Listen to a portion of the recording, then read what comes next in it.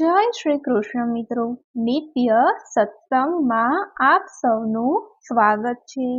આજે આપણે સાંભળીશું અનંત ચૌદશ વ્રત કથા મહાત્મય।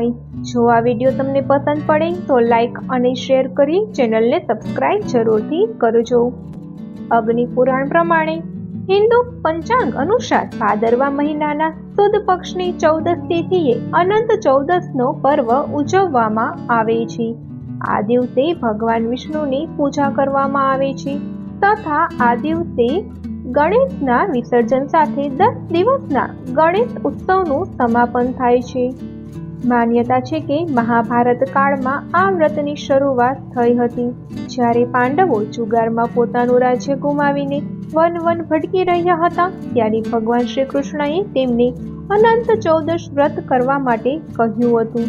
ભગવાન શ્રી કૃષ્ણએ કહ્યું કે હે યુધિષ્ઠિર, તમે વિધિપૂર્વક અનંત ભગવાનનું વ્રત કરો, તેના દ્વારા તમારા બધા જ સંકટ દૂર થઈ જશે અને તમારું રાજ્ય પાછું મળી જશે।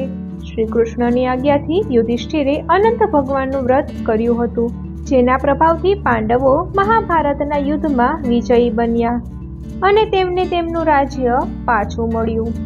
તો આ વ્રતની વિધિ એવી છે કે પ્રાતઃકાળે સ્નાનાદિથી પવિત્ર થઈ બાજોઠ ઉપર કેળના પાનનો મંડપ બાંધી ત્રાંબાનો જળ ભરેલો કુંભ મૂકવો, કુંભ પર દર્ભના બનાવેલા શેષનાગ મૂકી શ્રદ્ધાથી પૂજા કરવી, સૂતરનો દોરો લઈ 14 ગાંઠો વાળવી અને એ દોરો ડાબા હાથે બાંધવો।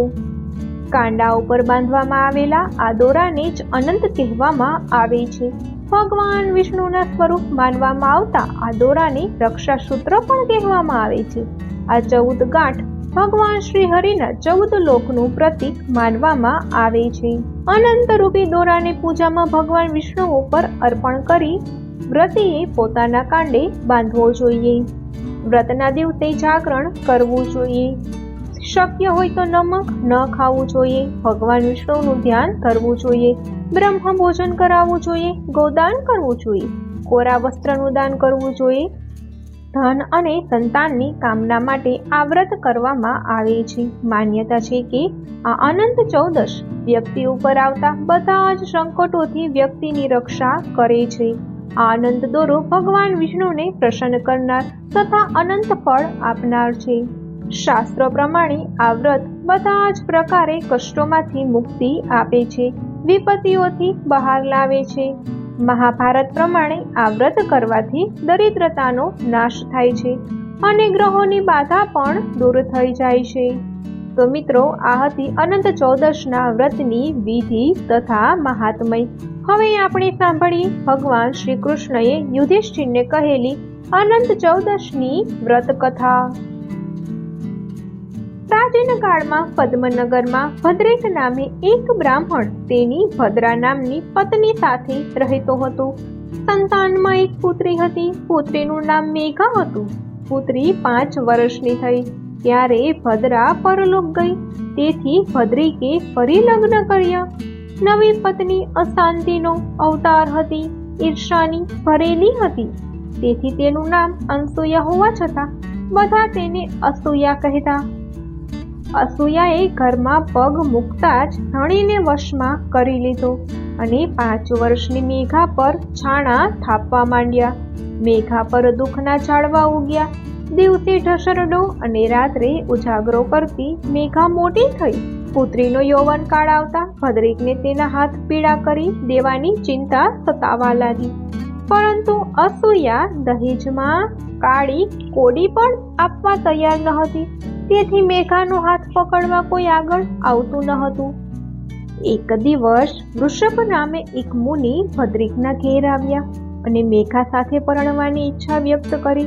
ભદ્રિક રાજી થયો અને મેઘાને ઋષભ મુનિ સાથે પરણાવી દીધી અને પહરીએ લુગડે જ વિદાય કરી। અસૂયાએ તો ટાઢે પાણીએ ખસ ગઈ એમ માનીને હાશકારો કર્યો। ઋષભ મુનિ પત્નીને લઈને આશ્રમે જવા નીકળ્યા। રસ્તામાં નદી આવતા સ્નાન કરવા ગયા। કાંઠે બેઠેલી મેઘાએ કેટલીક સ્ત્રીઓને પૂજન કરતા જોઈ, તેથી તેને કુતૂહલ થયું અને પૂછવા લાગી, બહેન, તમે કોની પૂજા કરો છો? ત્યારે એક સ્ત્રી બોલી, ભોળી રે ભોળી, આજે ભાદરવા માસની અંજવાળી ચૌદશ છે ભગવાન વિષ્ણુને રીઝવવા અમે અનંત ચૌદશનું વ્રત કરીએ છીએ. જે સ્ત્રી અભાગણી હોય તે જ આ વ્રત ન કરે. આ સાંભળી મેઘા રડવા જેવી થઈ જતા બોલી, બહેન કૃપા કરીને મને આ વ્રતની વિધિ કહો. એ સ્ત્રીએ વ્રતની વિધિ જણાવતા કહ્યું, બહેન તારે વ્રત કરવાની ઈચ્છા હોય તો પુરુષ સંજ્ઞાધારી શેર અનાજ લેજે. એ રાંધીને અડધું બ્રાહ્મણને આપી અડધું તું ખાજે. એક સૂતરનો દોરો લઈ 14 ગાંઠો વાળી તેને કંકુથી રંગીને ચંદન ચોખાથી તેની પૂજા કરજે. ડાબા હાથે દોરો બાંધી શ્રી વિષ્ણુનું સ્મરણ કરજે. મેઘાએ તો ત્યાં જ વ્રત લઈ લીધું. સૂતરનો દોરો ડાબે હાથે બાંધી પૂજા કરી. થોડી વારે વૃષભ મુનિ આવતા પહોંચતા બંને આશ્રમ તરફ ચાલતા થયા. આશ્રમે જઈ ગૃહસ્થાશ્રમ માંડવાની તૈયારી કરી. ત્યાં જ ઋષભ મુનિની નજર પત્નીના ડાબે હાથે બાંધેલા દોરા પર ગઈ. તેને શંકા પડી કે નક્કી આ સ્ત્રીએ મને વશ કરવા આ દોરો બાંધ્યો છે. તેથી તેમણે દોરો તોડી નાખ્યો. દોરો તૂટતા મેઘાને ઘણું દુઃખ થયું અને અનંત ભગવાનની ક્ષમા યાચના કરી અને દોરો દૂધમાં નાખ્યો. આથી ઋષભ મુનિની શંકા વધુ પ્રબળ થઈ. તેમણે દોરો ચૂલામાં નાખ્યો. જાણીએ અજાણીએ ઋષભ મુનિએ અનંત ભગવાનના વ્રતનો ભંગ કર્યો. તેથી ભગવાન કોપાયમાન થયા. ઋષભ મુનિનો આશ્રમ બળી ગયો અને તેઓ ભિખારી જેવા થઈ ગયા. ખાવાના સાસા પડવા લાગ્યા. ત્યારે મેઘા પોતાના પતિને સમજાવવા લાગી, હે નાથ, જાણીએ જાણીએ તમે અનંત ભગવાનનું અપમાન કર્યું. તેથી આપણી અવદશા થઈ છે. માટે ગમે તેમ કરીને અનંત ભગવાનને રીઝવો. આ સાંભળી ઋષભ મુનિને ઘણો જ પસ્તાવો થવા લાગ્યો અને તેઓ અનંત ભગવાનની કૃપા પ્રાપ્ત કરવા જંગલમાં ચાલ્યા ગયા. રસ્તામાં એક આંબા તળે વિસામો લેવા બેઠા. ત્યારે આંબો બોલ્યો, હે મુનિ, ક્યાં જાઓ છો? ઋષભ મુનિએ બધી વાત કરી. ત્યારે આંબો બોલ્યો, હે મુનિરાજ, મારા ફળ કોઈ ખાતું નથી, કોઈ મારી ડાળી માળો બાંધતો નથી, તો મારા દોષનું નિવારણ પૂછતા આવજો. આગળ જતા ગાય મળી. તેણે જણાવ્યું કે કોઈ તેનું દૂધ પીતું નથી. ઋષભ મુનિએ તેને આશ્વાસન આપી આગળ વધ્યા. ત્યાં જ બળદ મળ્યો. તેણે કહ્યું, તેને કોઈ ગાડે છોડતું નથી. આગળ જતા 2 તલાવડી મળી. તેનું કોઈ પાણી પીતું ન હતું.